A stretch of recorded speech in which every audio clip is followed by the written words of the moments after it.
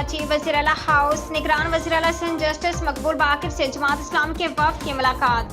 वफ़द की सरबराही हाफिज नईमुर रहमान कर रहे हैं। वफ़द में मुनज़्ज़म ज़फ़र, सैफुद्दीन एडवोकेट, सलीम अहज़र, काजी सदरुद्दीन और जाहिद अस्करी शामिल हैं।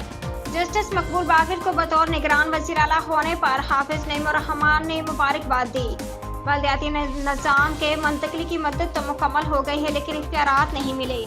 बल्दियाती निज़ाम को मुस्तहकम और मजबूत करने के लिए इक़दाम किए जाएँ। निगरान वज़ीर आला सिंध जमात इस्लामी के वफ़द ने टाउन्स को पानी निकासी, आब और सफाई सुथराई के हवाले से बात की।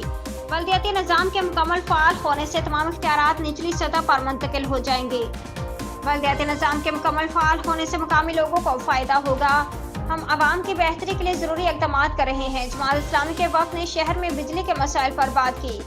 सरजानी टाउन में के इलेक्ट्रिक की 30 PMTs में कोंडा सिस्टम चल रहा है। कोंडा सिस्टम में के इलेक्ट्रिक का अमला मुलव्विस है। वज़ीर आला सिंध ने कहा कि वह जमात इस्लामी की शिकायत के इलेक्ट्रिक को अपनी हिदायत के साथ अरसाल करेंगे।